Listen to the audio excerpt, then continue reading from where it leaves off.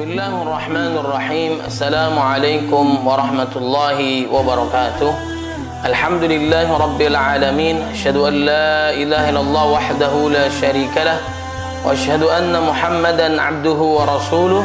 Allahumma salli wa sallim wa barik ala sayyidina Muhammadin wa ala alihi wa sahbihi ajma'in, amma ba'd. Faqala Allah ta'ala fil Qur'anil Karim, a'udzu billahi minasy syaithanir rajim. Bismillahirrahmanirrahim. Ya ayyuhalladzina amanu taqullaha haqqa tuqatih wa la tamutunna illa wa antum muslimun.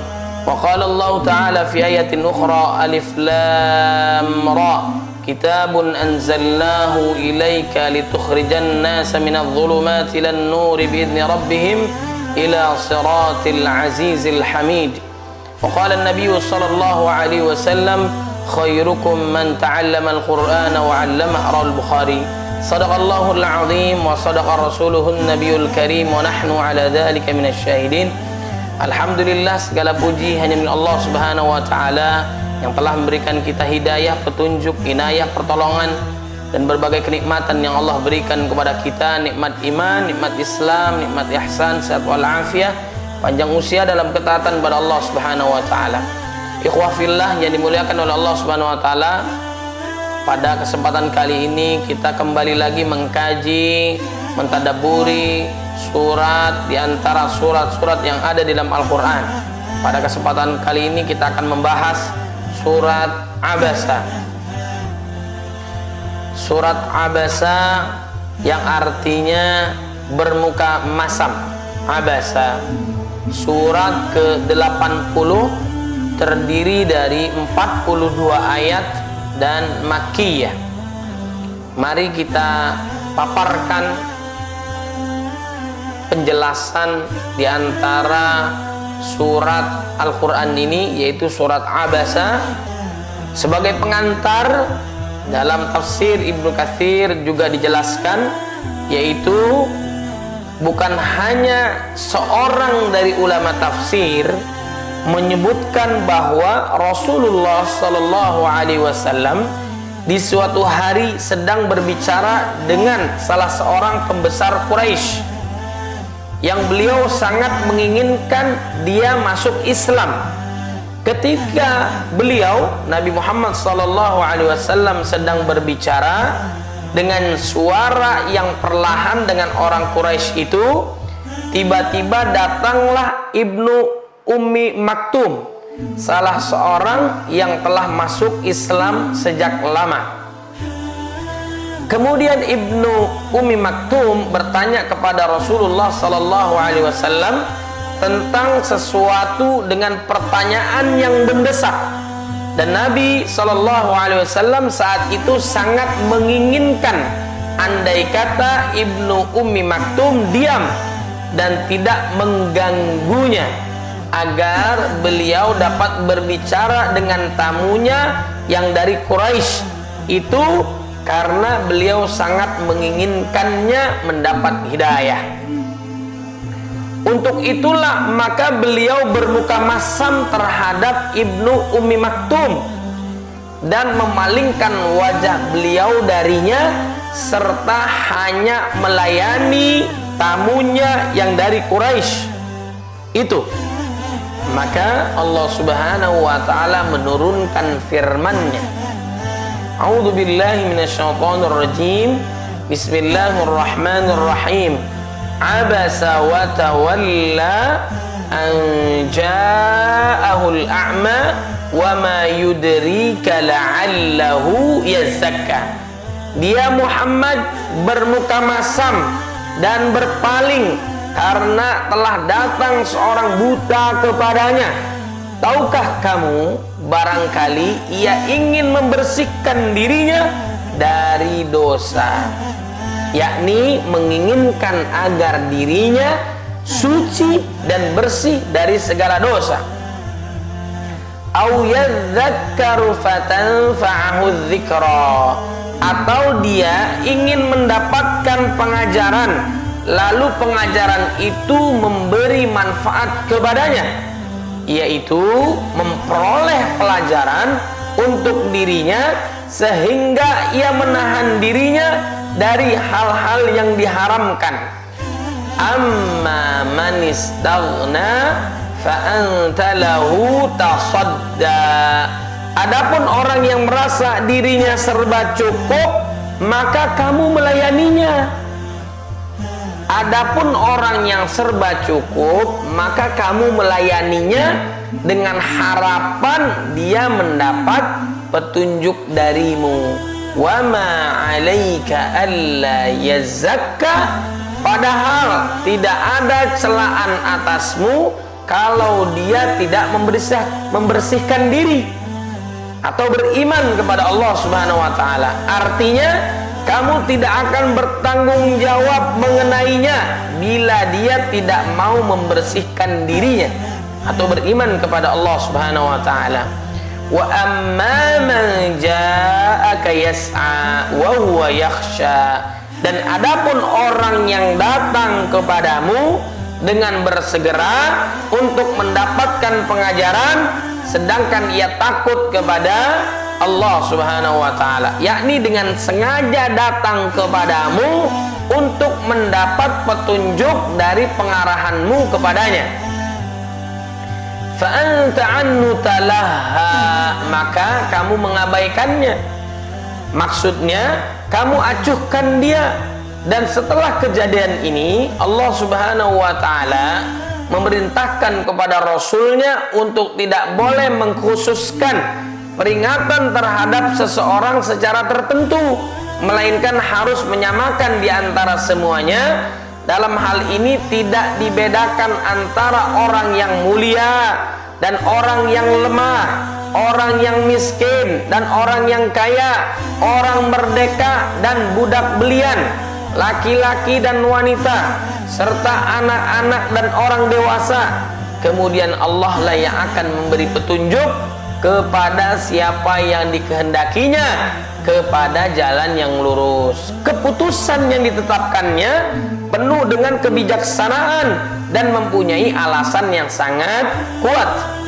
Al-Hafidh Abu Ya'la mengatakan di dalam kitab Musnadnya, telah menceritakan kepada kami Muhammad ibnu Mahdi, telah menceritakan kepada kami Abdul Razak, telah menceritakan kepada kami Ma'mar dari Qatadah dari Anas radhiyallahu an, yang mengatakan sehubungan dengan makna firman Allah Subhanahu wa taala, dia Muhammad bermuka masam dan berpaling. Ibnu Ummi Maktum datang kepada Nabi sallallahu alaihi wasallam yang saat itu sedang berbicara dengan Ubay ibnu Khalaf. Maka beliau sallallahu alaihi wasallam berpaling dari Ibnu Ummi Maktum. Lalu Allah Subhanahu wa taala menurunkan firman-Nya, dia Muhammad bermuka masam dan berpaling karena telah datang seorang buta kepadanya. Maka sesudah peristiwa itu Nabi sallallahu alaihi wasallam selalu menghormatinya. Qatadah mengatakan, telah menceritakan kepadaku Anas ibnu Malik yang mengatakan bahwa ia melihat Ibnu Ummi Maktum dalam perang Qadisiyah memakai baju besi, sedangkan di tangannya terpegang bendera berwarna hitam. Abu Ya'la dan Ibnu Jubair mengatakan, Abu Ya'la dan Ibnu Jarir mengatakan, telah menceritakan kepada kami Sa'id ibnu Yahya al-Umawi telah menceritakan kepadaku ayahku yang mengatakan bahwa berikut ini adalah hadis yang diceritakan kepada kami dari Hisham ibnu Urwah dari ayahnya dari Aisyah radhiyallahu anha yang mengatakan bahwa ayat ini, yaitu firman-Nya dia Muhammad bermuka masam dan berpaling, diturunkan berkenaan dengan Ibnu Ummi Maktum yang tunanetra. Dia datang kepada Rasulullah sallallahu alaihi wasallam lalu berkata, "Berilah aku petunjuk." Sedangkan saat itu di hadapan Rasulullah sallallahu alaihi wasallam terdapat seorang lelaki dari kalangan pembesar kaum musyrik. Maka Rasulullah sallallahu alaihi wasallam berpaling dari Ibnu Ummi Maktum dan melayani lelaki musyrik itu seraya bersabda, "Bagaimanakah pendapatmu tentang apa yang aku katakan ini? Apakah berkesan?" Lelaki itu menjawab, "Tidak." Maka berkenaan dengan peristiwa inilah ayat berikut diturunkan. yaitu firman-Nya, dia Muhammad bermuka masam dan berpaling. Imam Tirmidzi telah meriwayatkan hadis ini dari Sa'id ibnu Yahya al-Umawi dengan sanad yang semisal. Kemudian Imam Tirmidzi mengatakan bahwa sebagian dari mereka ada yang meriwayatkan dari Hisham ibnu Urwah dari ayahnya yang mengatakan bahwa surat Abasa diturunkan berkenaan dengan Ibnu Ummi Maktum, tetapi dalam sanad ini tidak disebutkan dari Aisyah.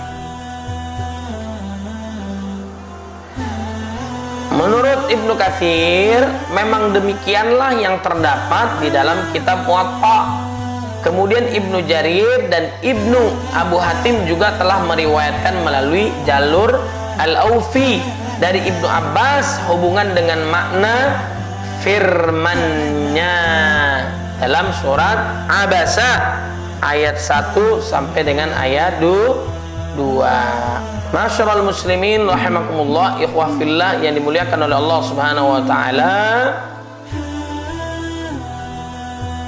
Ibnu Abu Hatim mengatakan telah menceritakan kepada kami Ahmad ibnu Mansur Ar-Ramadi, telah menceritakan kepada kami Abdullah ibnu Saleh, telah menceritakan kepada kami Al-Lais, telah menceritakan kepadaku Yunus dari Ibnu Syihab yang mengatakan bahwa Salim ibnu Abdullah telah meriwayatkan dari Abdullah ibnu Umar yang mengatakan bahwa Rasulullah SAW pernah bersabda, sungguhnya Bilal azan di malam hari, maka makan dan minumlah kamu hingga kamu mendengar seruan azan Ibnu Ummi Maktum. Dia adalah seorang tunanetra yang disebutkan oleh Allah Subhanahu wa taala dalam firman-Nya surat Abasa ayat 1 dan 2. Tersebutlah pula bahwa dia menjadi juru azan bersama Bilal. Salim melanjutkan bahwa Ibnu Ummi Maktum adalah seorang tunanetra, maka dia belum menyerukan suara azannya sebelum orang-orang berkata kepadanya saat mereka melihat cahaya fajar subuh, azanlah. Hal yang sama telah disebutkan oleh Urwah ibnu Zubair, Mujahid, Abu Malik, Qatadah, Ad-Dhahhak, Ibnu Zaid dan lainnya. Dan selain mereka yang bukan hanya seorang dari kalangan ulama salaf dan ulama khalaf, bahwa ayat ini diturunkan berkenaan dengan Ibnu Ummi Maktum. Menurut pendapat yang terkenal, nama aslinya adalah Abdullah, dan menurut pendapat yang lainnya yaitu Amr. Hanya Allah lah yang maha mengetahui. Baik ikhwah fillah, kita lanjutkan ayat yang ke-11-nya dalam surat Abasa. Kalla innaha tadhkirah. Sekali-kali jangan demikian, sungguhnya ajaran-ajaran Tuhan itu adalah suatu peringatan. Artinya surat ini atau perintah menyamakan semua orang dalam menyampaikan pengetahuan, tidak dibedakan antara orang yang terhormat dan orang biasa dari kalangan mereka yang menginginkannya. Qatadah dan As-Saddi mengatakan sehubungan dengan makna firman Allah Subhanahu wa taala, yakni sekali-kali jangan demikian, sungguhnya ajaran-ajaran Tuhan itu adalah suatu peringatan. Faman syaa'a dzakarah, maka barang siapa yang menghendaki tentulah ia memperhatikannya. Maksudnya barang siapa yang menghendaki ia dapat mengingat Allah Subhanahu wa taala dalam semua urusannya. Dapat pula ditakwilkan bahwa dhamir yang ada merujuk kepada wahyu karena konteks pembicaraan berkaitan dengannya. Fi suhufim mukarramah marfu'atim mutahharah, di dalam kitab-kitab yang dimuliakan, yang ditinggikan lagi disucikan, yaitu surat ini atau pelajaran ini kedua-duanya saling berkaitan, bahkan Al-Quran seluruhnya. Fi suhufim mukarramah, di dalam kitab-kitab yang dimuliakan, yakni diagungkan dan dimuliakan. Marfu'ah, yang ditinggikan, artinya mempunyai kedudukan yang tinggi. Mutahharah, lagi disucikan, yaitu disucikan dari hal yang kotor. penambahan dan pengurangan bi aidi sabarah, di tangan para penulis. Menurut Ibnu Abbas, Mujahid, Ad-Dhahhak, dan Ibnu Zaid, yang dimaksud adalah para malaikat. Wahab Ibnu Munabbih mengatakan bahwa mereka adalah para sahabat Nabi Shallallahu Alaihi Wasallam. Qatadah mengatakan mereka adalah para ahli qurra. Ibnu Juraij telah meriwayatkan dari Ibnu Abbas bahwa safara dengan bahasa Nabtiyah, kalau bahasa Arabnya berarti para ahli qurra. Ibnu Jarir mengatakan bahwa pendapat yang sahih ialah yang mengatakan bahwa safara adalah para malaikat yang menghubungkan antara Allah Subhanahu wa taala dengan makhluknya, dan termasuk ke dalam pengertian ini dikatakan safir, yang artinya orang yang menghubungkan di antara kedua belah pihak yang bersangkutan untuk tujuan perdamaian dan kebaikan, ya. Dan termasuk ke dalam pengertian ini dikatakan safir, yang artinya orang yang menghubungkan di antara kedua belah pihak yang bersangkutan untuk tujuan perdamaian dan kebaikan.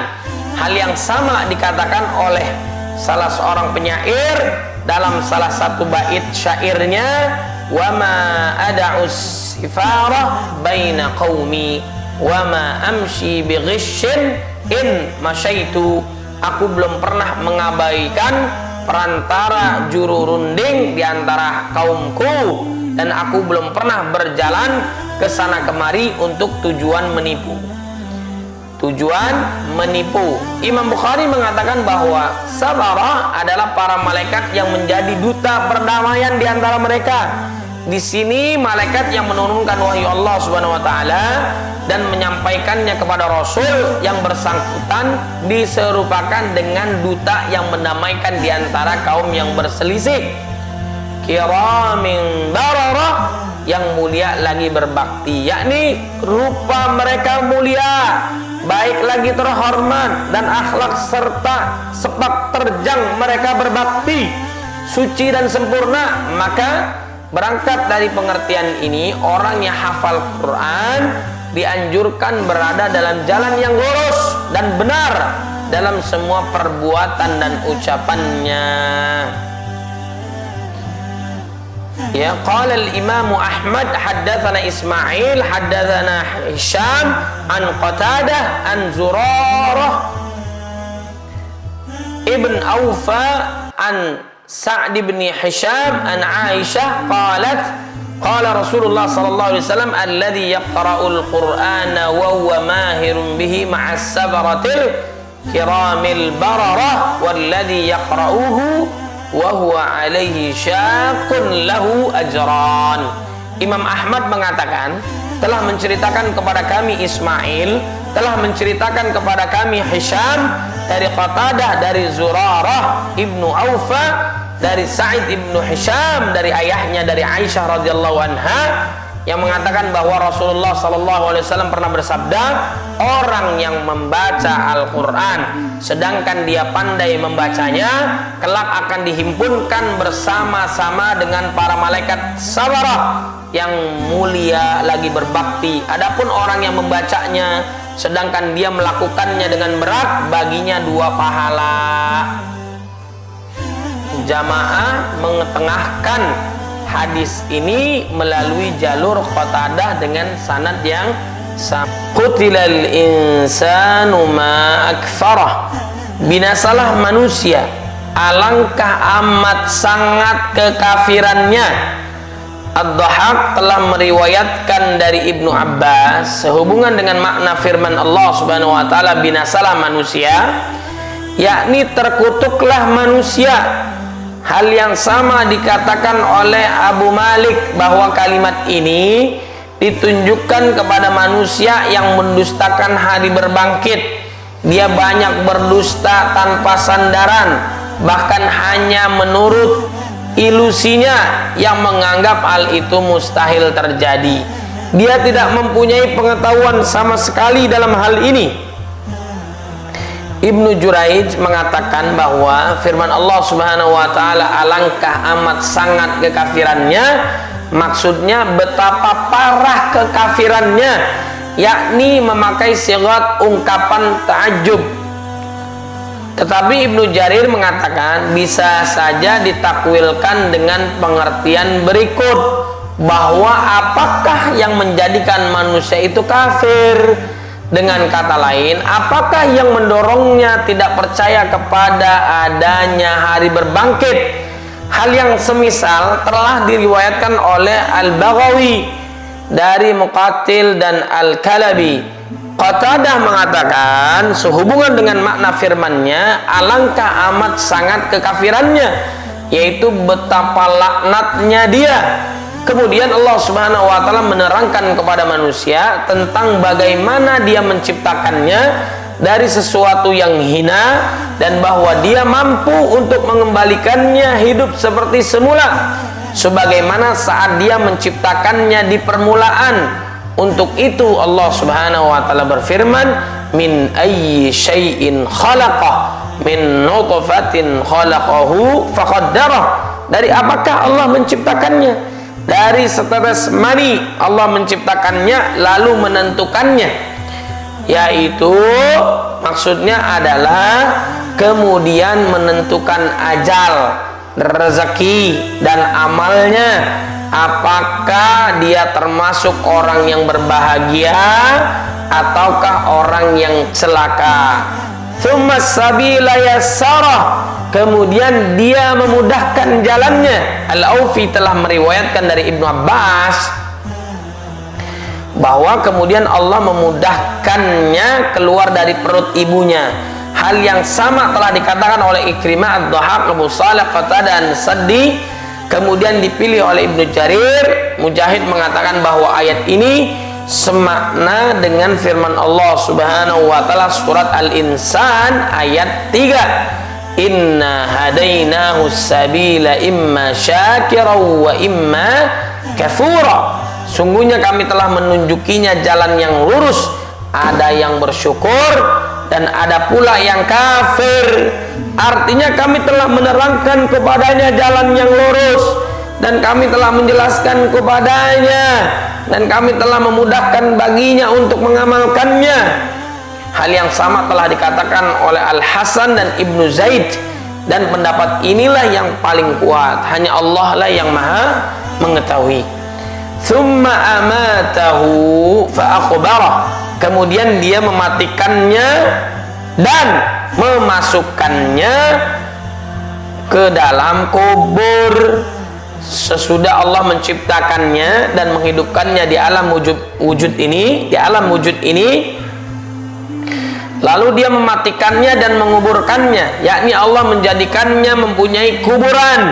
Dalam bahasa Arab disebutkan qabartur rajula, dikatakan demikian bila engkau mengurusi penguburannya, dan dikatakan pula akhbarahullah, artinya Allah menjadikannya memiliki kuburan. Dikatakan pula adabtu qarnas sauru, artinya aku potong tanduk banteng itu. Dapat pula dikatakan adabahullah, Allah menjadikan tanduknya terpotong. Dikatakan batartu zanabal bairi, aku potong ekor unta itu. Dapat pula dikatakan abdarahullah, Allah menjadikan ekor unta itu terputus. Dikatakan taradtu fulanan amni, artinya aku mengusir si fulan dariku. Dikatakan pula taradahullah, Allah menjadikannya terusir. Ikhwah fillah yang dimuliakan oleh Allah Subhanahu wa taala. Tsumma idza syaa'a ansyarah, kemudian bila dia menghendaki, dia membangkitkannya kembali, yakni membangkitkannya hidup kembali sesudah matinya di hari kiamat nanti. Dan termasuk ke dalam pengertian ini kata al-ba'tsu atau berbangkit, dan an-nusyur berkembang biak, seperti dalam firman-Nya surat Ar-Rum ayat 20. Wa min ayati an khalaqakum min turabin tsumma idza antum basyarun tantashirun. Dan di antara tanda kekuasaannya ialah dia menciptakan kalian dari tanah, kemudian tiba-tiba kalian menjadi manusia yang berkembang biak. Dalam surah Al-Baqarah ayat 259, wanzur ilal 'idhami kaifa nunshizuha thumma naksuha lahma. Dan lihatlah kepada tulang belulang keledai itu, kemudian kami menyusunnya kembali, kemudian kami membalutnya dengan daging. Kullu ibni Adam yabla ila ajbudz zanab minhu khuliqa wa fihi yurakkab. Ya, semua anak Adam hancur tubuhnya kecuali tulang ekornya, karena darinya dia diciptakan dan darinya pula dia disusun kembali menjadi hidup. Kalla lamma yaqdi ma amarah, sekali-kali jangan manusia itu belum melaksanakan apa yang diperintahkan Allah kepadanya. Ibnu Jarir mengatakan bahwa Allah Subhanahu wa taala berfirman kalla, artinya duduk perkaranya tidaklah seperti apa yang dikatakan oleh manusia yang kafir itu, bahwa dia telah menunaikan hak Allah yang ada pada dirinya dan harta bendanya. Lamma yaqdi ma amara, manusia itu belum melaksanakan apa yang diperintahkan Allah kepadanya. Allah Subhanahu wa taala berfirman bahwa dia masih belum menunaikan kewajiban yang difardukan oleh Allah atas dirinya. Kemudian Ibnu Jarir dan Ibnu Abu Hatim meriwayatkan melalui jalur Ibnu Abu Najih dari Mujahid sehubungan dengan makna firman, sekali-kali jangan manusia itu belum melaksanakan apa yang diperintahkan Allah kepadanya, bahwa tiada seorang pun yang ditetapkan dapat menunaikan semua apa yang difardukan atas dirinya. Baghawi telah meriwayatkan hal yang semisal dari Al-Hasan Al-Basri. Thumma idza syaa'a ansyarah, kemudian bila dia menghendaki dia membangkitkannya kembali, yakni dia menghidupkannya kembali. Kalla lamma yaqdi ma amarah, tidaklah demikian, Allah masih belum menunaikan apa yang telah ditetapkannya itu, yaitu Allah tidak akan melakukannya sekarang sebelum masa yang telah dia tetapkan, takdirkan atas Bani Adam yang akan menjalaninya habis, dan Bani Adam dikeluarkan di dunia ini sedangkan di pundaknya telah terbebani perintah dari Allah secara takdir. Maka apabila hal yang telah ditetapkan oleh Allah itu habis, barulah Allah membangkitkan semua makhluk dari alam kuburnya dan menghidupkan kembali mereka seperti pada permulaan kejadiannya. Falyanzuril insanu ila ta'amih, maka hendaklah manusia itu memperhatikan makanannya. Ini mengandung penyebutan nikmat Allah dan sekaligus menjadi bukti yang menunjukkan bahwa jasad-jasad ini setelah menjadi tulang belulang yang hancur, dimakan tanah dan bercerai-berai akan dihidupkan kembali. Hal tersebut diutarakan melalui analogi dihidupkannya tumbuhan dari tanah yang mati. Untuk itu Allah Subhanahu wa taala berfirman, anna sababnal ma'a sabba, sungguhnya kami benar-benar telah mencurahkan air, yakni kami turunkan hujan dari langit. Tsumma syaqaqnal arda syaqqa, kemudian kami belah bumi dengan sebaik-baiknya. Maksudnya kami tempatkan air itu dalam bumi dan masuk melalui celah-celahnya, kemudian meresap ke dalam biji-bijian yang telah disimpan di dalam tanah, maka tumbuhlah biji-bijian itu menjadi tumbuhan yang muncul di permukaan bumi lalu meninggi. Fa'ambatna fiha habba wa 'inaban wa qadba, lalu kami tumbuhkan biji-bijian di bumi itu anggur dan sayur-mayur, sayuran. Lalu kami tumbuhkan biji-bijian di bumi itu anggur dan sayur-sayuran. Al-hab artinya biji-bijian, al-inab artinya anggur, sedangkan al-qad artinya sejenis sayuran yang dimakan oleh ternak dengan mentah-mentah. Wa zaituna, dan zaitun, buah zaitun cukup dikenal dan dapat dijadikan sebagai lauk. Begitu pula minyaknya, bahkan minyaknya dapat digunakan untuk meminyaki tubuh dan juga sebagai bahan bakar penerangan. Wa nakhla, dan buah kurma yang dapat dimakan dalam keadaan gemading ataupun sudah masakan. Dapat pula dijadikan sale, ya, dan perasannya dapat dibuat minuman dan cuka. Wa hadaiqa ghulba, kebun-kebun yang lebat, yakni kebun-kebun yang rindang. Wa fakihata wa abba, dan buah-buahan dan rumput-rumputan. Yang dimaksud dengan fakihah ialah semua jenis buah-buahan yang dimakan untuk bersenang-senang.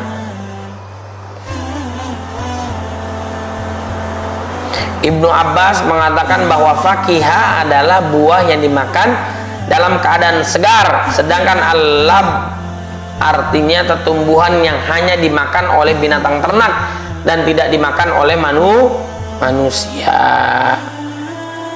Mata'al lakum wa li'an'amikum, untuk kesenangan kalian dan untuk binatang-binatang ternak kalian, yakni untuk makanan pokok kalian dan binatang ternak kalian dalam kehidupan dunia ini sampai hari kiamat nanti. Fa idza ja'atis shakhah,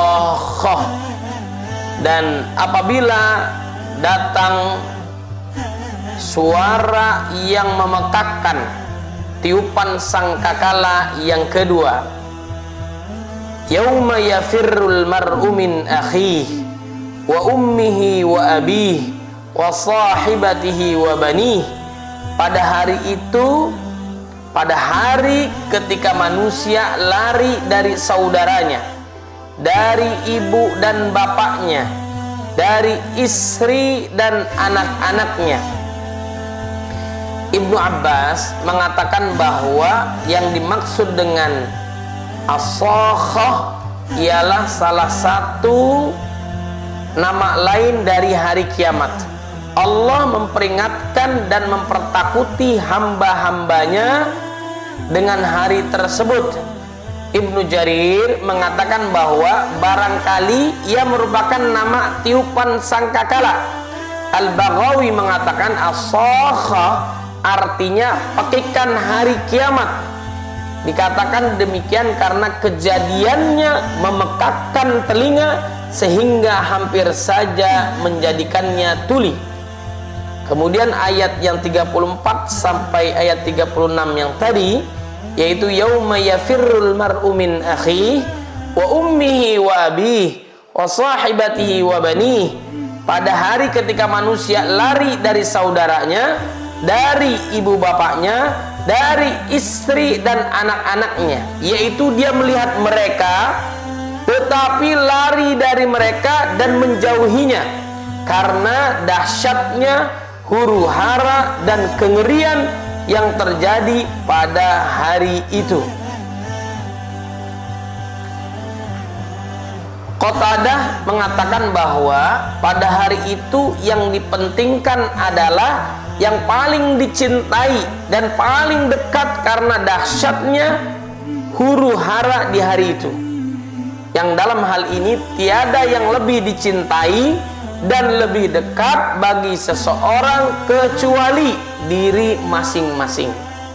Likulli imri'in minhum yawma idzin sya'nu yughni, setiap orang dari mereka pada hari itu mempunyai urusan yang cukup menyibukkannya, yakni dia sangat sibuk dengan urusannya sendiri sehingga lupa kepada orang lain.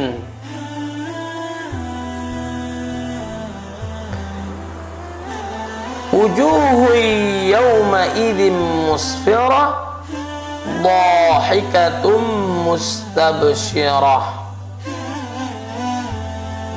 Banyak muka pada hari itu berseri-seri, tertawa dan gembira ria. Yakni manusia di hari itu ada dua golongan. Ada yang muka mereka berseri-seri atau bercahaya, dhahikatum mustabsyirah, tertawa dan gembira ria, yaitu gembira senang yang telah menguasai hati mereka, yang hal tersebut dapat terlihat melalui roman muka mereka yang berseri-seri. Mereka ini adalah golongan ahli surga. Wa wujuhu yawma idzin 'alaiha ghabara tarhaquha qatarah.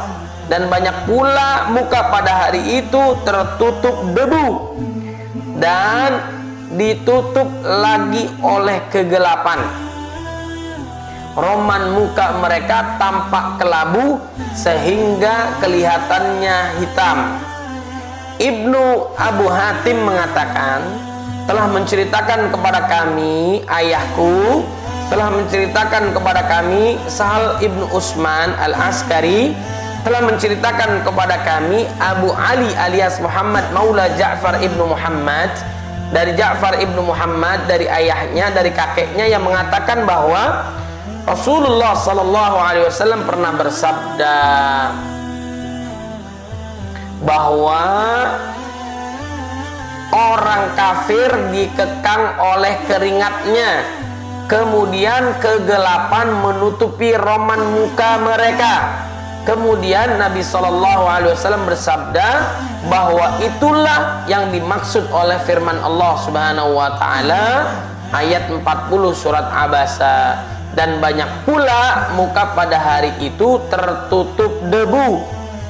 Ibnu Abbas mengatakan sehubungan dengan makna firman-Nya dan ditutup lagi oleh kegelapan, yakni warna hitam menutupi roman muka mereka. Ulaika humul kafaratul fajarah, yaitu orang-orang yang hatinya kafir.